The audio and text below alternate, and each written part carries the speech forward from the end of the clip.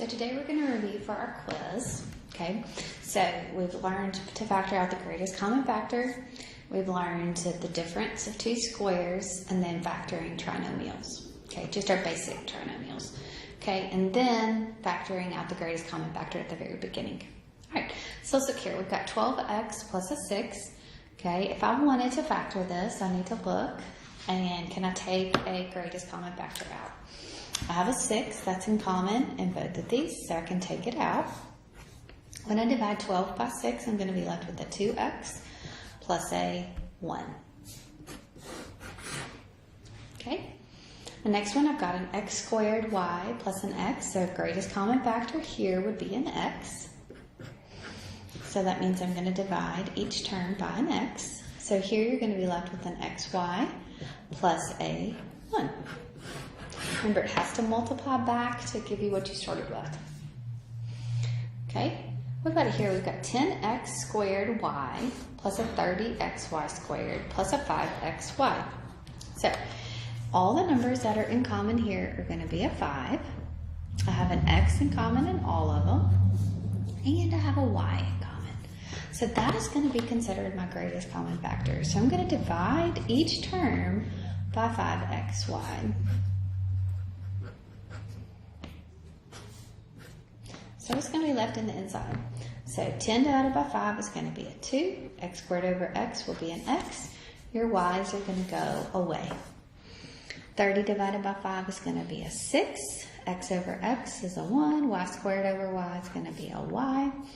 5xy over 5xy is going to be a 1. You cannot forget that 1 because remember, it has to multiply back to give you what you started with. If you don't have that 1 right there, it's not going to multiply back to give you what you start with. Okay?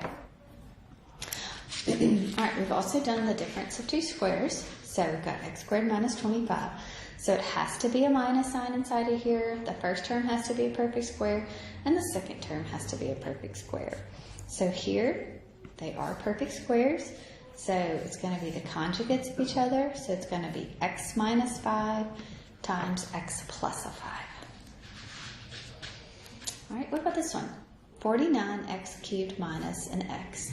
First thing I need to do here is factor out a greatest common factor of an x.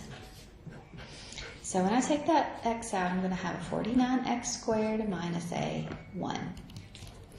Okay, so I'm going to have an x times, what is that? That is a 7x squared, and then that 1 is also a squared. It's a minus sign in between them. Okay, so we can factor these. A 7x minus 1 times 7x plus a 1. Okay? Okay, so the other thing that we did was talk about trinomials. So x squared minus a 12x minus a 45. So if this term is a 1, then we're going to figure out what multiplies together to give you a negative 45. And at the same time adds together to give you a negative 12. So what multiplies together to give you a negative 45, okay, and multiplies together, or adds together to give you a negative 12. Okay, so what? Negative 15 times a 3 multiplies together to give you a negative 45, and negative 15 plus a 3 adds together to give you a negative 12. Okay. So those terms are going to be an x and an x, because those two things multiply together to give you that x squared. Okay, negative 15 plus a 3. Okay, what about here? Here we've got we don't have to factor out anything. Something has to multiply together to give me a negative 36 and add together to give me a 9. So what multiplies together to give you a negative 36? Okay, negative 4 times 9 gives you a negative 36. But those two things are not going to add together to give me a 9. Okay, what else? Negative 12 and what? 3 times a 3. And negative 12 plus a 3, that's going to add together to give me a negative 9. So It's going to add together and give me negative 9, so now I need to reverse this. So it's going to be 12 times a negative 3 and 12 minus a 3. Okay? So we'll have x and an x, and we'll have a plus a 12 and a minus a 3. Okay? Alright, how about this one? We've got 2x squared minus a 4x plus a 2.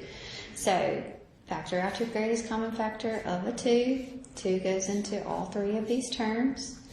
So I'll be left with an x squared minus a 2x plus a 1.